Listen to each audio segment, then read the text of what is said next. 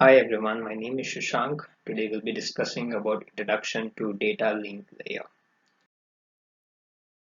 Overview of DLL, that is data link layer.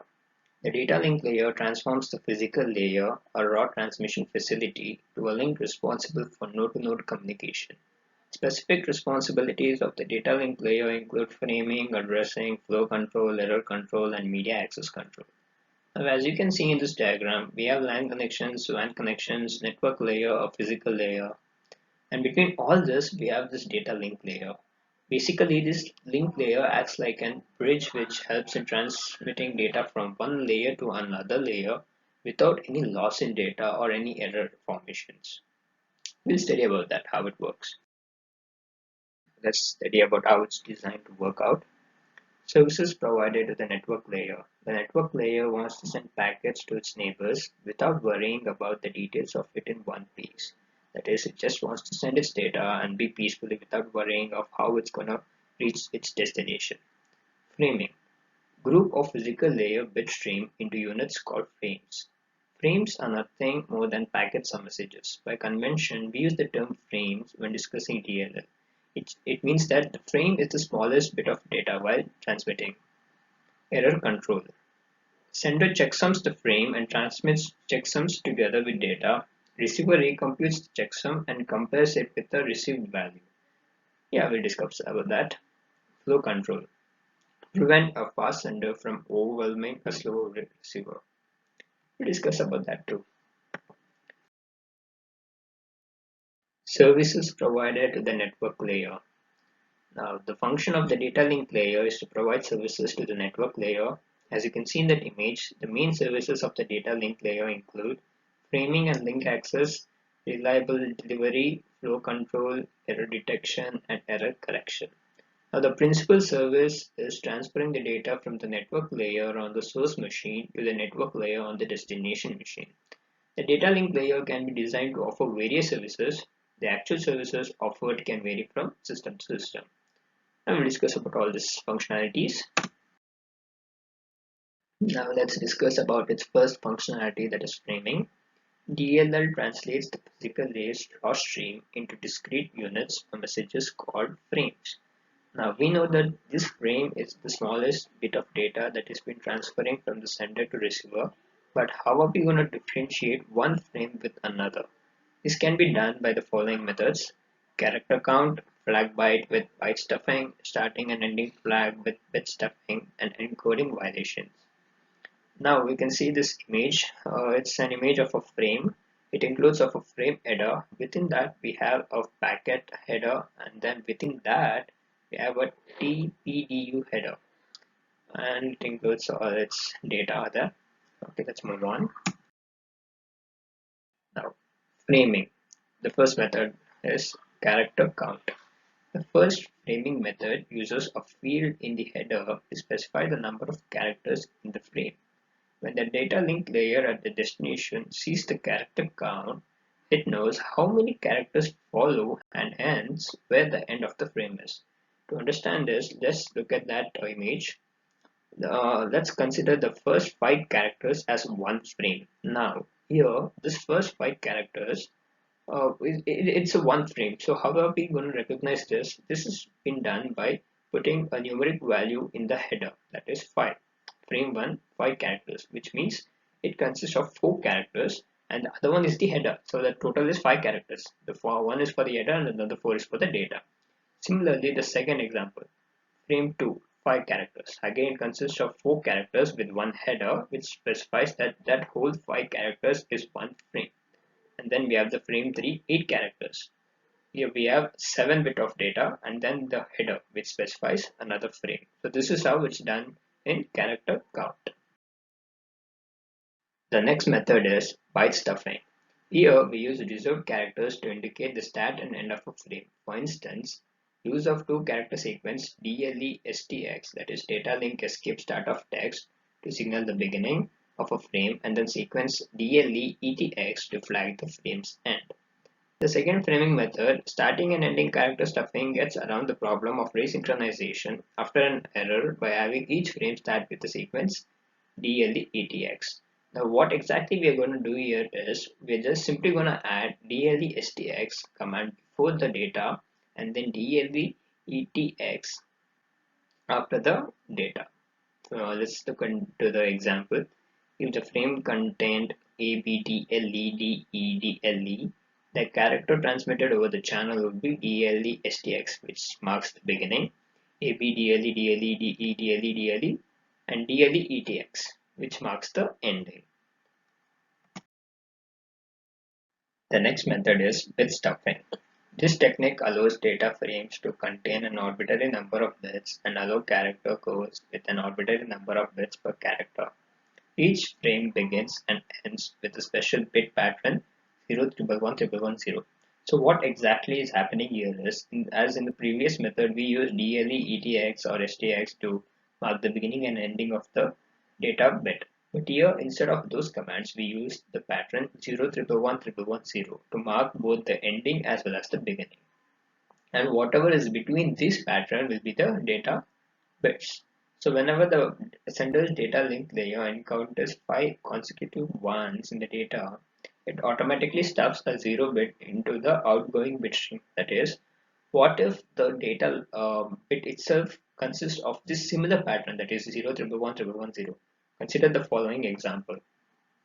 The data bit is 0 1 0 1 0 0 1 1 1 1 0. That is, the data bit itself has this pattern. So during such cases, what happens is, as soon as 5 ones is being encountered, another bit will be added between that. That is a shifted bit. As you can see in the image, there is a shifted bit with a value 0 being added after 5 ones has been encountered. So this is done to make sure there is no misinterpretation of the data during the starting and ending bit. So this bit stuffing is anomalous to byte stuffing, in which an escape byte is stuffed into the outgoing character stream before a flag byte in the data. When the receiver sees the 5 consecutive ones followed by a 0 bit, it automatically destuffs. That is, deletes the 0 byte. That what happens is, now this shifted bit has been added during the sender part, and when this data has been received in the receiver's end, and this also encounters 5 ones together, automatically the 0 which had been stuffed by the sender will be destuffed, that is removed, so that the data is not altered. So this way it's done. Next method is physical layer coding violation. This framing method is used only in those networks in which encoding on a physical medium contains some redundancy. Some LANs encode each bit of data by using two physical bits. This Manchester coding is used. Here, bit 1 is encoded into high-low pair and bit 0 is encoded into low-high pair. This scheme means that every data bit has a transition in the middle, making it easy for the receiver to locate the bit boundaries. The combinations high-high and low-low are not used for the data, but are used for delimiting frames in some protocols. Let's understand it more clearly. Look at the given image. We have the bit stream 1, 0, 0, 0, 0, 1, 0, 1, 1, 1, 1. So in binary encoding, it is high for 1 and low for 0. Coming on to the Manchester encoding, as we all know, for 1 it is from high to low, and for 0 it is from low to high. Now coming on to the Manchester encoding, that is differential Manchester encoding, when it is 1, it is unchanged, it remains unchanged, that is high to low. But when it comes to 0, there's a transition from low to high. So this transition marks the boundary for one frame. Similarly, another transition marks another boundary for another frame.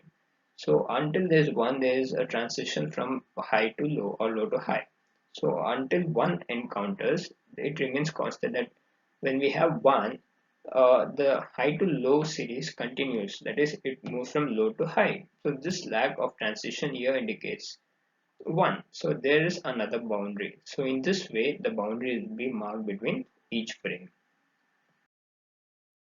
Now moving on to the next functionality, error control. So we know that there will definitely be error when it's been transferring from one thing to another thing or whatever it is.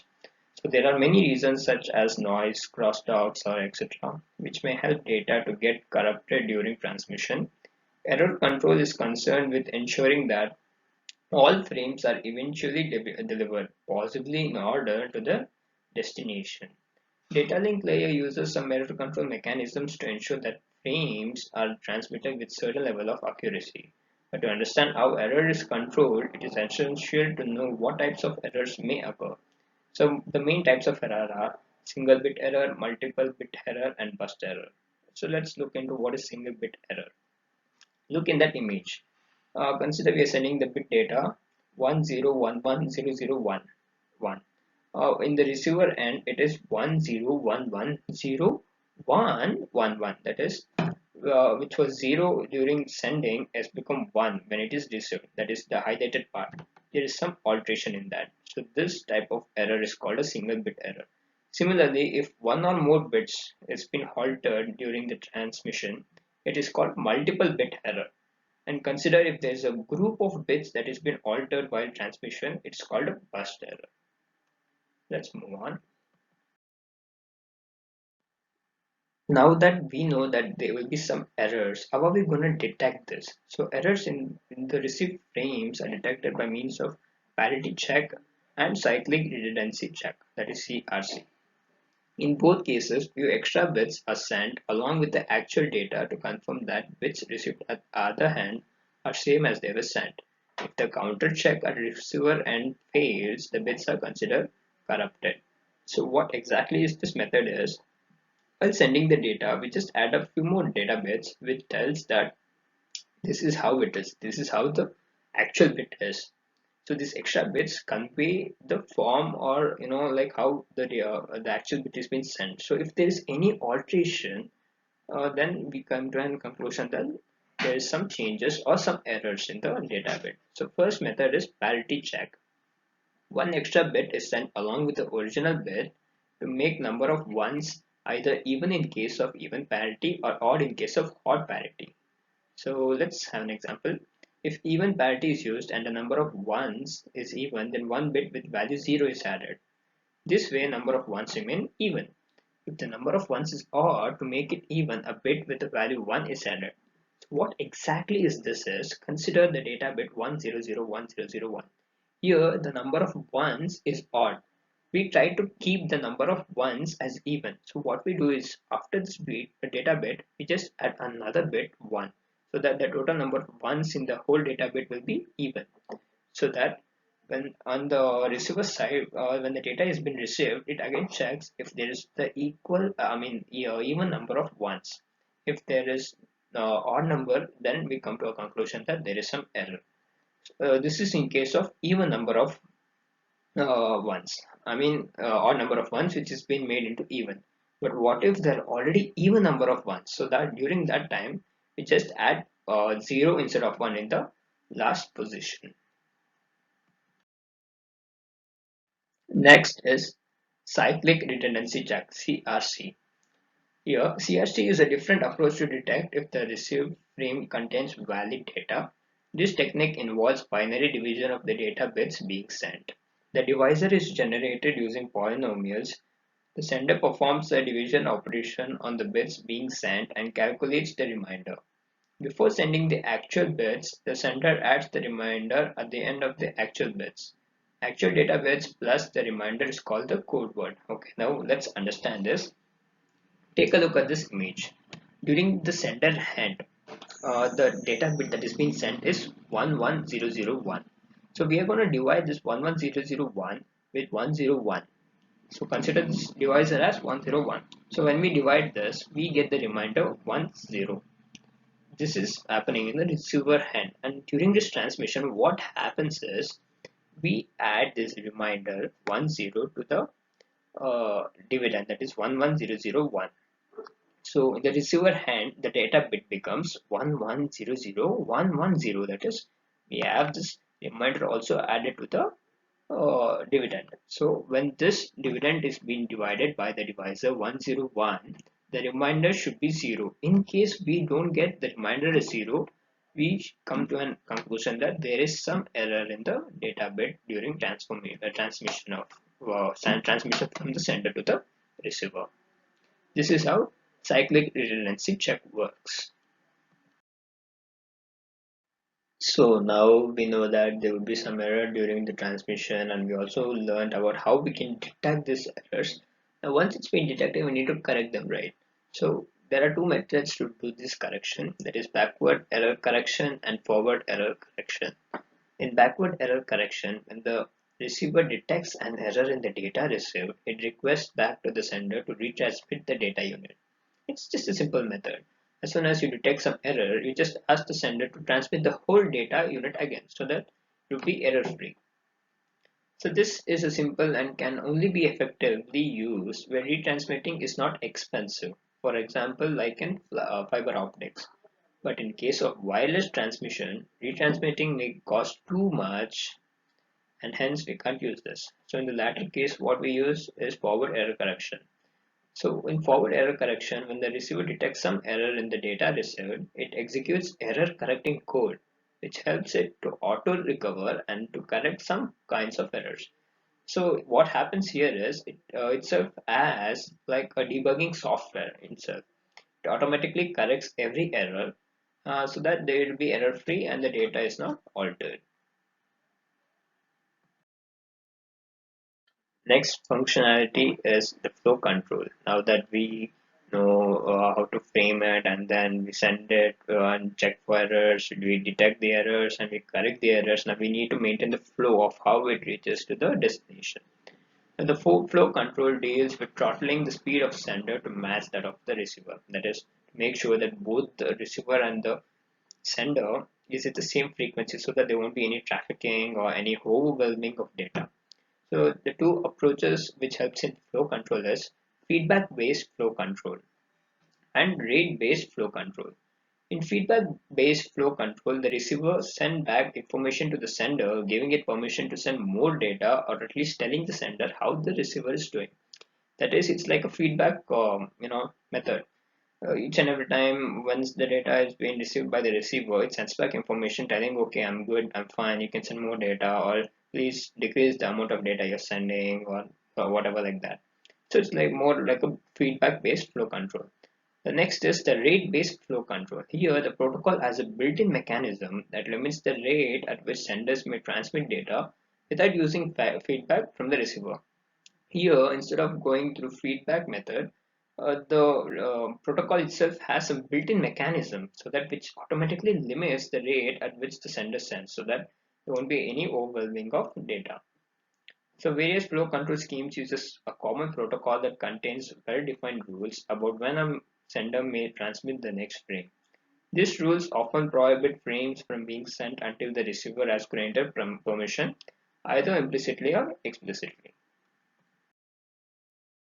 Now that we have discussed all these functionalities, so with this standard functionalities, we also get various features from this data link layer, and those features are quality of service management, load balancing and link management, security, interrelation of different protocols and subnets with different schema, different logical network design over a physical network design, and level 3 VPN and tunnels can be used to provide end-to-end dedicated connectivity. So with this, all these features and functionality, data link layer helps a lot in linking the data from one layer to another layer. So that's a wrap about data link layer introduction. Thanks for being me for so long. I hope you would have at least gained some knowledge about what data link layer is and its functionality. Thank you. Stay home, stay safe.